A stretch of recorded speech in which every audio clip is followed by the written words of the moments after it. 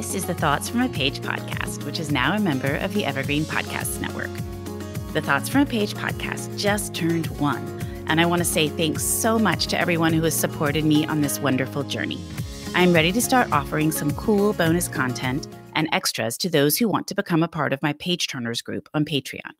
If you are ready to take the next step with me, you'll have access to at least 2 bonus episodes a month. One will be me chatting about books, what I have read and loved and not loved, what I have DNF'd and why, what's upcoming that I'm really excited about, some thematic talks, and more. And the second will be 2 different bookstagrammers each month chatting together about their journeys and book recommendations. I will also be adding in some other bonus episodes periodically. Page Turners will have access to a preview list of upcoming author interviews by month and other behind-the-scenes content. I am so excited to talk books with everyone and provide some special behind-the-scenes and patron-only content here. I really hope you will join me. The link to find out more is in the show notes and on my website under the Support tab. Thanks for considering it. Today, I am interviewing Clare Mackintosh about Hostage. Clare is the multi-award-winning author of 4 Sunday Times best-selling novels. She lives in North Wales with her husband and her 3 children. I absolutely loved Hostage, and it is one of my July Buzz Reads picks. I had the best time chatting with Clare about it, and I hope you enjoy our conversation.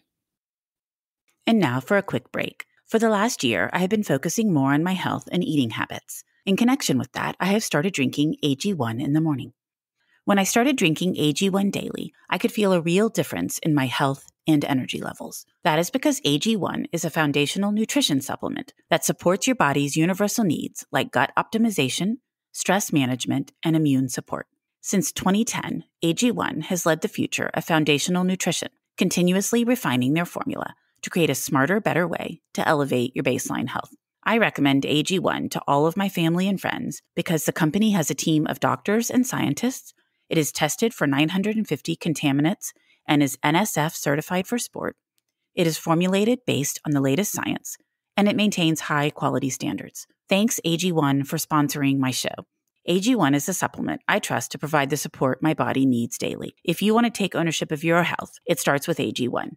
Try AG1 and get a free 1-year supply of vitamin D3K2 and 5 free AG1 travel packs with your first purchase. Go to drinkag1.com/thoughtsfromapage. That's drinkag1.com/thoughtsfromapage. Check it out. And now back to my show.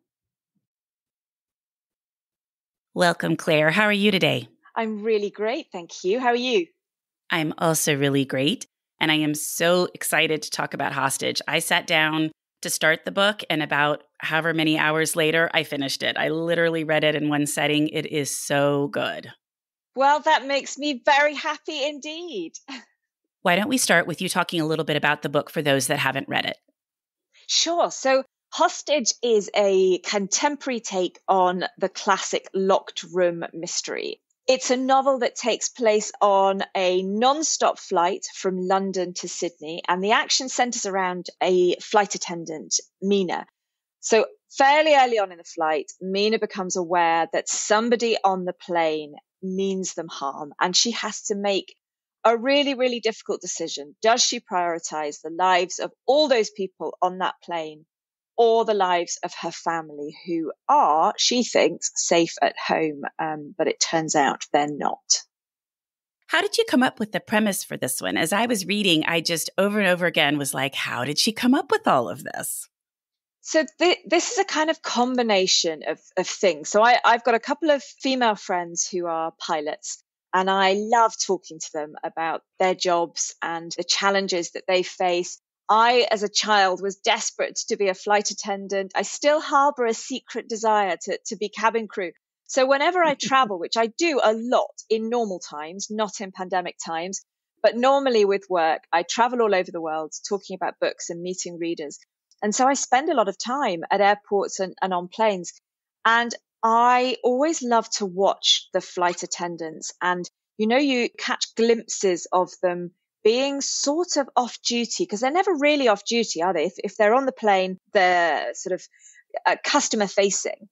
But if you just peek behind the curtain, you see them leaning against the galley and talking to their colleagues and kind of off duty. And I love that contrast and that reminder that these people have a private life. They've got all sorts of stuff going on in their personal lives that could conflict with what's going on at work. And then I thought, so I was on a long haul flight from London to San Francisco, which is, I think, about 13 hours. And we live in a really hyper connected world. And when we're on an aeroplane, it's one of the few times where we're not super connected. We're not getting constant texts and emails and messages. And actually anything could happen and you wouldn't know it. And I asked myself, what would happen right now, mid-flight, if something terrible happened? How would a flight attendant deal with it?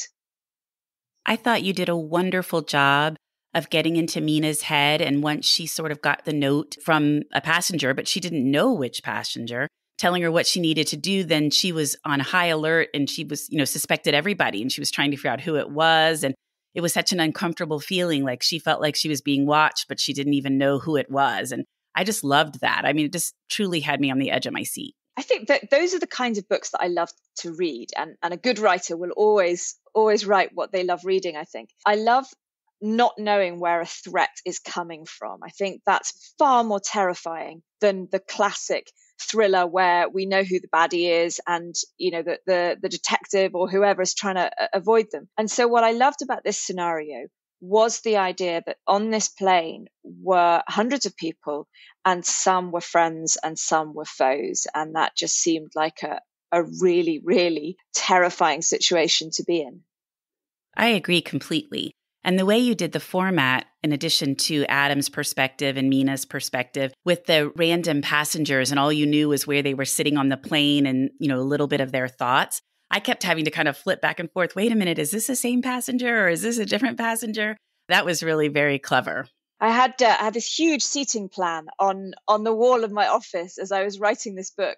So the layout of the plane and where everyone was sitting and where they moved around, just so I could keep track of it. But this is very much something I do when I'm traveling is look at my fellow passengers and wonder why they're traveling, what their story is, their backstory and who they're going to see. And it's something actually that over the last year has become really relevant as we've talked a lot, certainly in the UK, about essential travel, what constitutes essential travel, whether we should be making journeys, whether, it's important or not, the impact that it's been having on the environment to not be flying as much. And I think it's made a lot of people think about their reasons for travel. And so a lot of those sorts of ideas went into the passengers' stories.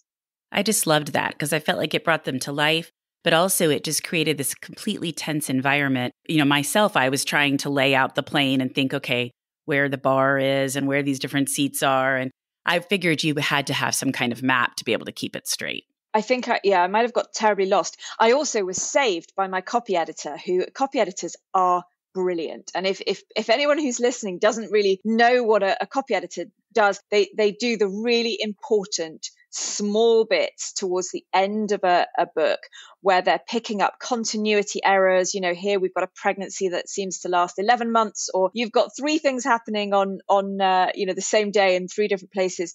But they also pick up on things that are really wrong. And something that I'd got wrong in this book is that I had included the letter I in my seating plan. And so my rows went A, B, C, D, E, F, G, H, I, J, and there's no row I on an airplane. It misses it out altogether because it looks too much like a 1. So details like that are really important, I think, for getting that consistency and that authenticity. Absolutely. And so that's interesting because I guess I have flown on those larger planes and I just never thought about there not being an I. Well, thank goodness for the copy editor, right? Absolutely. What about your research? I would assume you had several areas that you had to research: adoption, the plane, because you come up with a fictional plane, since this is kind of the first time that this type of flight would have been done for that length. How was all of your research? So the route itself, the London to Sydney route, is a route that is imminent. It's going to be starting really soon, and it takes 20 hours. So I could have chosen the actual airline that's going to be flying that route. They're already flying London to Perth, and so actually it's only a couple of hours more. But I don't like to set something that is very obviously a crime novel, a disaster novel in many ways, on a real life airline. I think it's uncomfortable for that airline. Yes. They would not be a fan of yours at all. So, I don't want to be sued and I don't want anyone to feel bad. So I think it's really important in that sort of situation to make it fictional. So it also meant that I could create a fictional airline with fictional shift patterns, rosters, crew numbers, and know that actually nobody can tell me I've done it wrong because it doesn't exist. So it was quite an indulgent thing to do.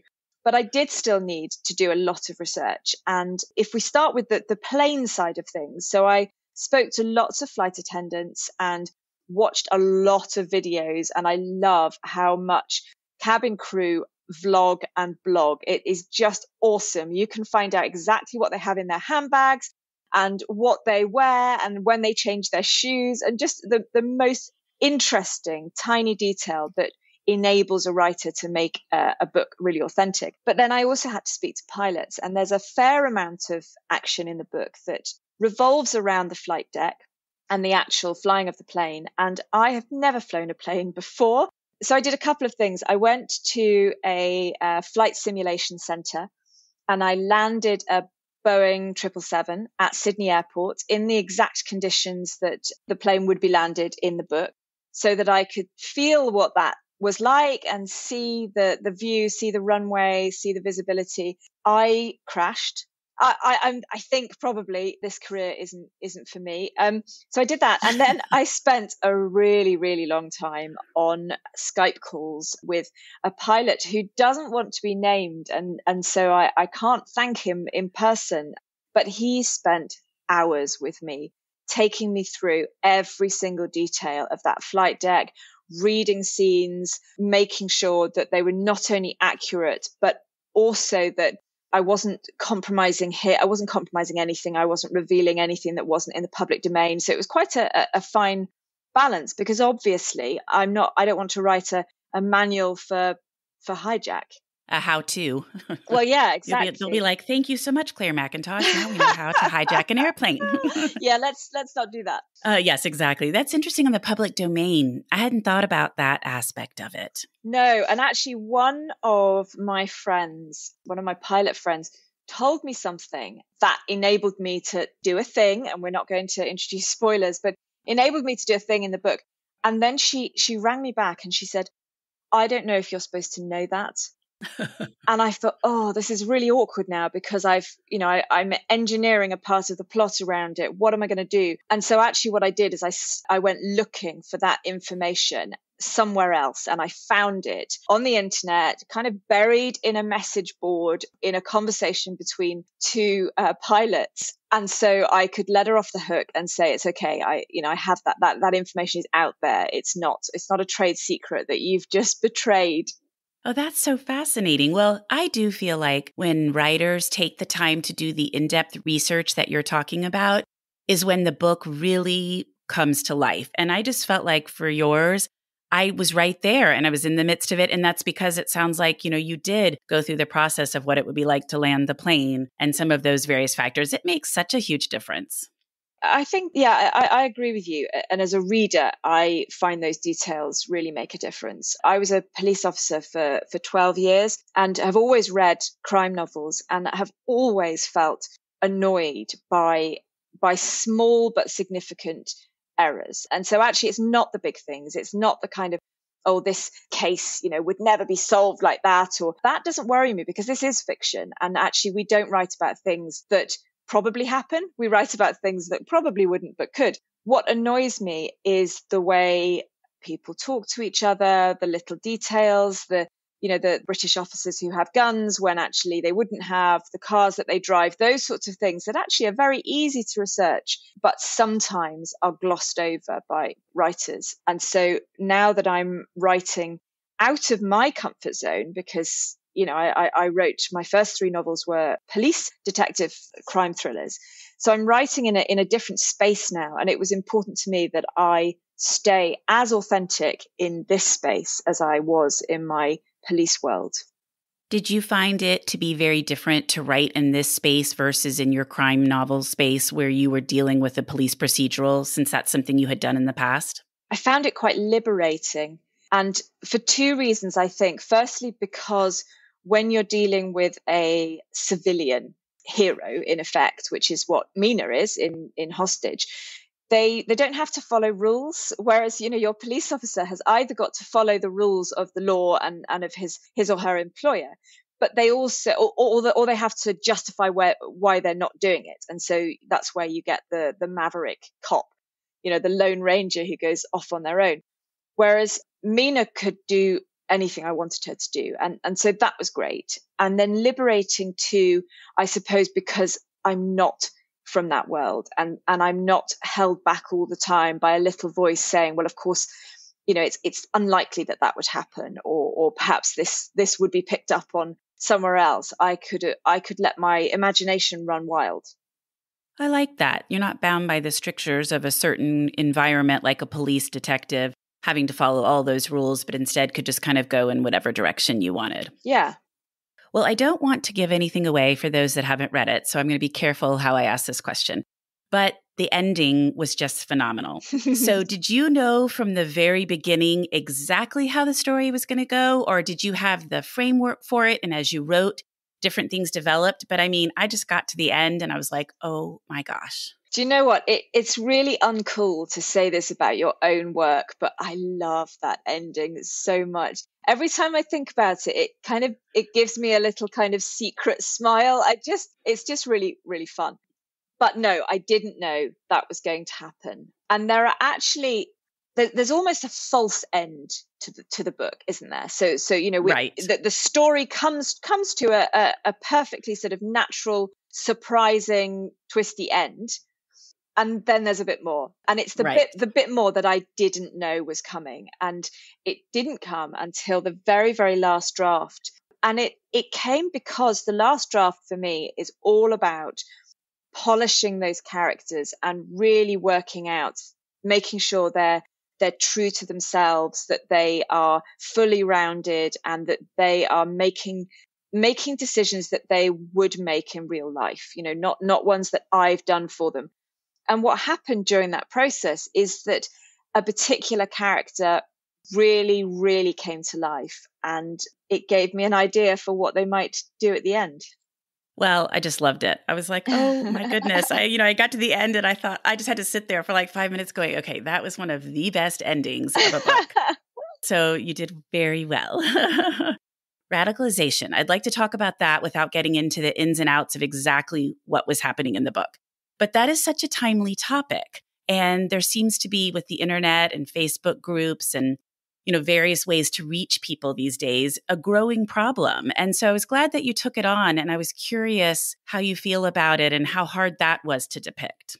It's a really hard topic. And really, I guess the book, Hostage isn't about radicalization, but clearly it's a theme that runs through the book. And in many ways, I felt I could have written a whole different book just about that element and those characters. It really deserved its own platform. It's a subject that's fascinated me for a long time. So when I started in the police, I was posted to Oxford in England, and at the time there was a huge problem with animal rights protesters, so domestic extremism, which is a type of terrorism that we perhaps don't think of very, very often. But actually the process is exactly the same, whether you are being radicalized into animal rights protests or religious extremism or climate change or feminism or anything else that could be taken to extremes and applied in a dangerous way. And what I found really intriguing about this was the way that ordinary, everyday people can cross that line into criminal activity. And that was really what I wanted to explore. And it's something that I learned a lot more about as I went through my police career. And we were always trained to look out for radicalization, that if we came across young people or vulnerable people, to make sure that we were alert to the signs that they might be being groomed to move into a radicalized organization. I thought you depicted that well because I think you're exactly right. It's a slow process, and it is those vulnerable, lonely sort of people a lot of times who don't have a place and they want to find some group. And so these groups prey on that, knowing that's the best way to bring people in. But you also kind of depicted that people are radicalized, but they don't always know exactly what they're being radicalized for. Like they may be on board with the general idea of the movement, but they don't always know exactly what's going to happen, and things kind of get outside their comfort zone or outside of what they're expecting to happen very quickly, and then it's too late. Yeah, absolutely. It's ultimately, this is about power, and it's the same sort of relationship that we might see in a coercive domestic relationship, for example. It's about the perpetrator identifying weakness in their target and exploiting it.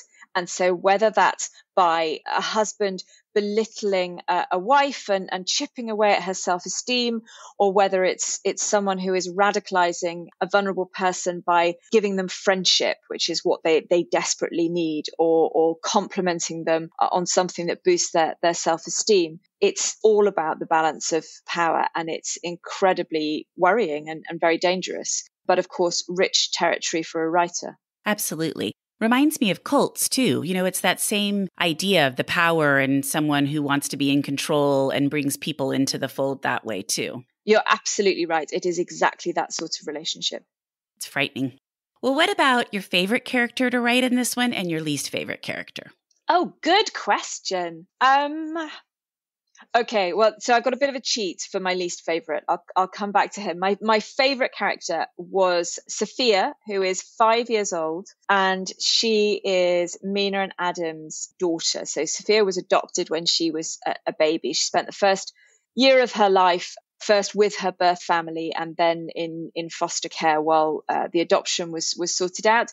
And she's a really complex individual. So she is incredibly intelligent, bright, switched on, big eyes, sees, hears everything. But she has a lot of issues that are a hangover from her chaotic past. So she has attachment disorder. She's very precocious. So she was reading at the age of 3. And she has a bit of a kind of a power thing going on herself. So she plays mum off against dad and vice versa. And that causes a lot of stress within their relationship. But she is feisty and funny and charming, and I really loved writing her. I really liked her character arc. Yeah, she was fun, and I think I'd never go back to these characters. This is not a series; this is a one-off book. But I'd love to know, where she is in 10 years' time. I think she's destined for big things, certainly. But my least favorite character to write, and this is a bit of a cheat because I love writing all my characters, but I had to kill somebody, and I won't give their name because obviously that's a bit of a spoiler. But somebody had a reader won an auction lot, and the prize in this auction, charity auction, was to be a character in my book. And it's a great thing to do, and it raised money for a brilliant charity called Airability, which enables disabled people to take to the sky in a plane.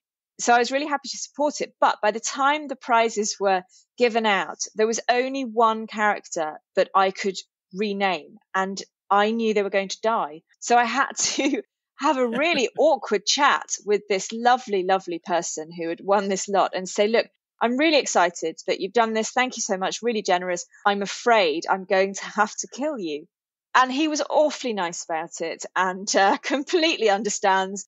But I did feel rather bad that his one sort of claim to fame and stab at immortality ended up so gruesomely. Well, I don't know. Maybe that makes him stand out a little bit more. Yeah, maybe. He's probably like, okay, good. That's a little bit different character than I was expecting to be. Well, tell me about the cover. I am such a huge cover and title person, and I just think this cover is fantastic. So did you have any say in it? Did it come back like you wanted it initially? Was there back and forth? How did all of that happen? Well, I will tell you something, Cindy, that I've not spoken to anybody about. I didn't like it to begin with. Oh, Um, and this is really unusual for me because normally I get my covers and I'm like, oh my word, this is amazing. But the first iteration of this, I was like, yeah, eh, it's all right. this is not what I was thinking. Yeah. No. So yes, there was quite a lot of back and forth, and this particular back and forthness was done with my UK publishers who were working on this cover before any of the other countries. And so we talked about it a lot, and we talked a lot about what we wanted to convey. And what it boiled down to was that, of course, there had to be a plane on it, but actually, this is more than just a thriller about something that happens on a plane. That, this is about relationships and tension and claustrophobia and what's happening on the ground versus what's happening in the air, and trying to get those two things somehow represented on the cover. So the sorts of things we played around with were things like making the sky much darker and moodier. So the background to the cover is a stormy sky that at the top of the book is really, really dark, almost sort of bluey black. And then lower down, it's a bit lighter. We played around with the contrails of a plane, which on some book covers can look really sort of happy and make you think of holidays. And so they had to be slightly more menacing than that. So they were played around with.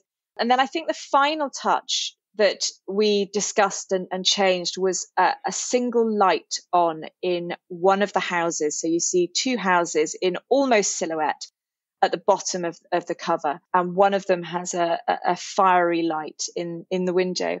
And that little addition actually made a huge difference. So it was a real team effort. I've got a phenomenal arts team in my UK publishing house. And the testament to their success is that actually it's the first of my covers that is the same in the US and the UK, because both countries have fallen in love with it, and indeed lots of other countries around the world. So it's really exciting to have just one cover. I was just getting ready to ask you that it sounded from this discussion like the UK and the US cover were the same, which does not happen very often. So that is fabulous. I think it makes it so much less confusing. I think so.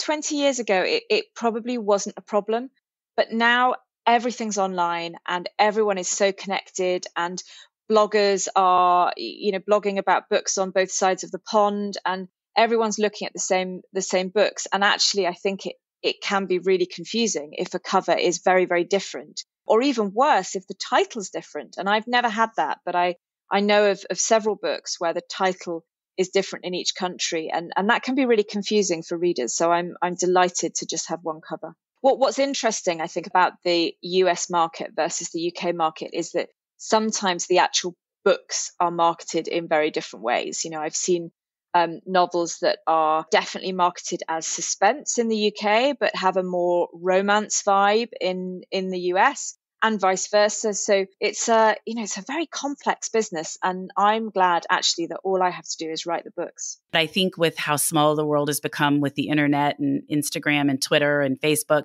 it can be a little confusing. Yeah, absolutely. Well, what about what you have read recently that you really liked? So many things. I've got a few things that aren't quite out yet, but I have read in advance copy that people should absolutely look out for. So you will have had Dear Mrs. Bird by A.J. Pearce out a couple of years ago, which was a really funny novel about set in the Second World War, about a girl who wanted to be a reporter on a war correspondent. And ended up running the agony page on this women's magazine. It's really funny, but also very, very well-researched look at that period of time. Well, she has got a sequel out called Yours Cheerfully. So Yours Cheerfully by A.J. Pearce comes out at the end of June, I think, and really, really worth reading. It made me laugh so much, and it was just what I needed in these troubled times. So that's one recommendation. I loved Dear Mrs. Bird. Oh, I you've can't read it. wait. Yes, it was one of my favorite books the year that it came out, and I cannot wait for Yours Cheerfully. I need to try to get a hold of a galley of that. Oh, you must. I actually think it's one of those rare times when it is better than the first one. I think she's really sort of settled into those characters, and the world just felt so real.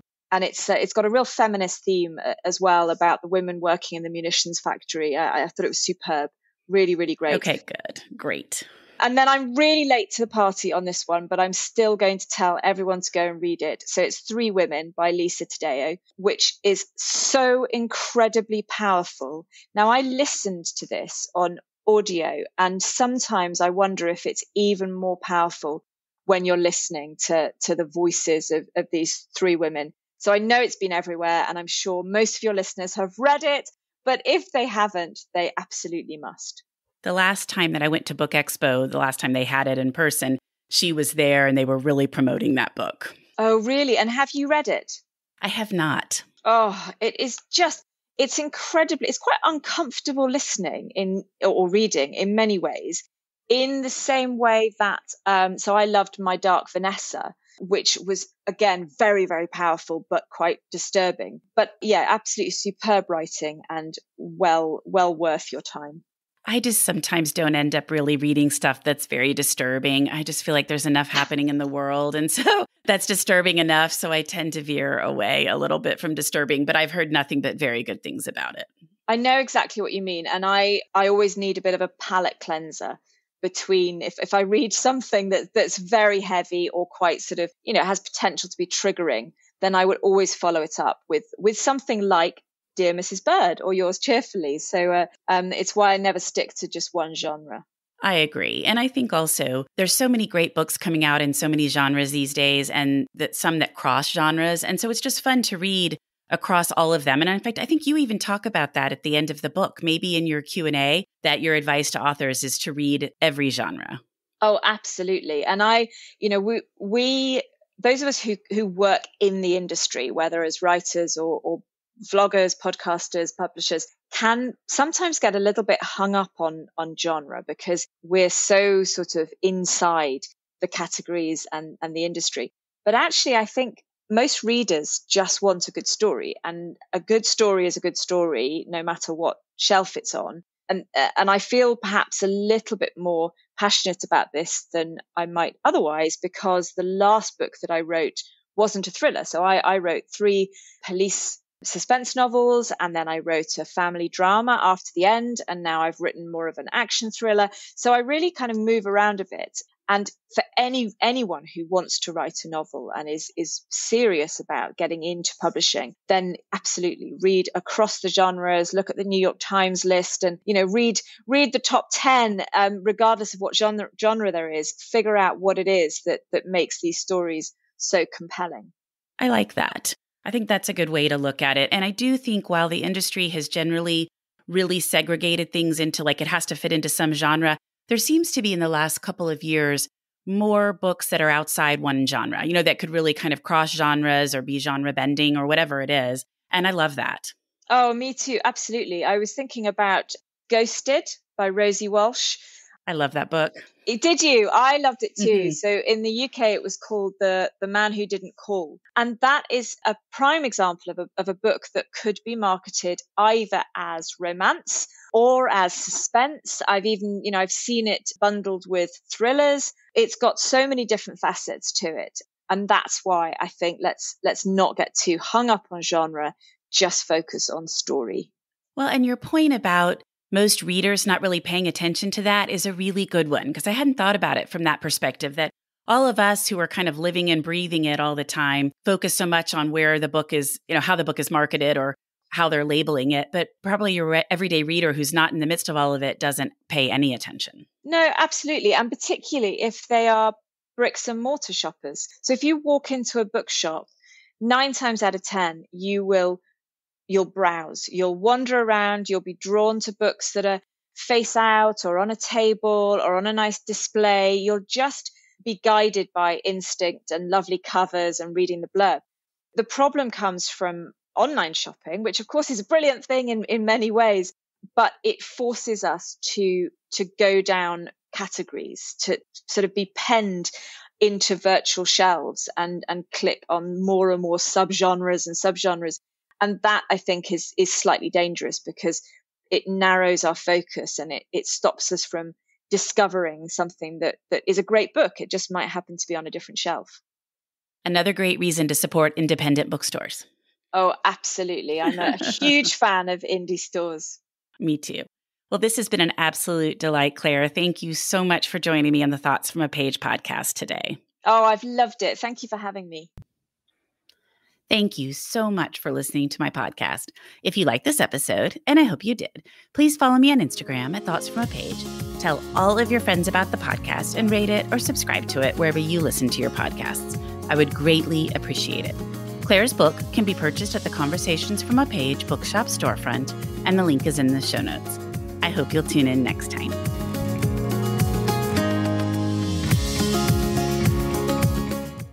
Women's Running Stories, where we explore the intersection between running and life. Because every woman who is committed to a running journey has a story to tell, and this is where you'll find those stories. I am host and producer Cherie Louise Turner. I'm a 53-year-old runner, and together with original music by musician and runner Cormac O'Regan, we bring these inspirational stories to life. Please join us to fuel your adventures.